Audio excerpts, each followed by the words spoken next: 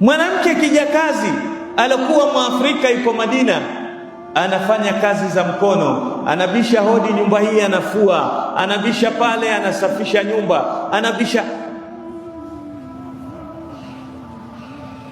Kanat taqumu masjidan nabii sallallahu alaihi wasallam, lakini huyu mwanamke alikuwa hana mali, hana hela, hana chochote, ni mtu wa kutafuta mkate wa leo kwa leo, anaingia nyumbani, anafanya kazi pale, anafanya pale, lakini pia akawa anataka kuchangia akhira yake, akajitolea kabla ya salatu alfajiri, anaenda kufagia msikiti wa Mtume Muhammad sallallahu alaihi wasallam, anasafisha msikiti.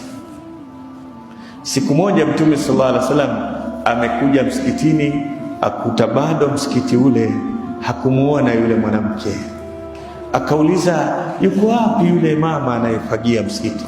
Akamwambia, matat ya Rasulullah, alikufa.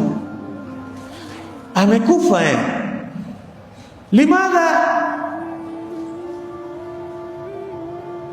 lam tadulluni, mbona hamkunijulisha kifo chake? Akamwambia, kana tufiat albariha bilbariha, alikufa usiku wa jana, na tukaona hakuna haja, usiku wenyewe ulikuwa wagiza sana, hakuna mwezi, tukaona haina haja kukusumbua mwanamke duni ambaye hana lolote katika jamii. Kwa hivyo tulimstiri, tukamwosha, tukafiniwa, tumemzika, tukaona haina haja kukusumbua. Mtume sallallahu alaihi wasallam akawaonyesha, mnamuona mdogo kwenye macho yenu, hana heshima yote, lakini mbele ya Allah ni mtu mkubwa sana huyo. Akatoka Rasulullah sallallahu alaihi wasallam mpaka dulluni ala qabriha, nionyesheni kaburi yake.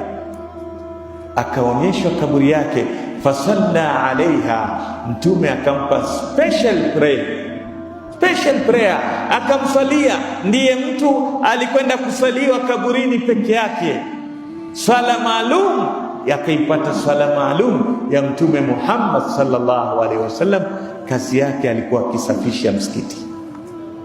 Tumeleana, wabtaghi fima ataka Allahu ad-dar al-akhirah. Wafikiria mtu anayekwenda kuombewa na Mtume kwenye kaburi lake, huyu ni mwenzako na ni mwenzetu, huyu si mwenzetu, huyu huenda sehemu nzuri. Nini ilompa janna? Nini ilompa dua ya Mtume sallallahu alaihi wasallam? Kule kutumia afya yake kwa ajili ya kujenga akhira yake.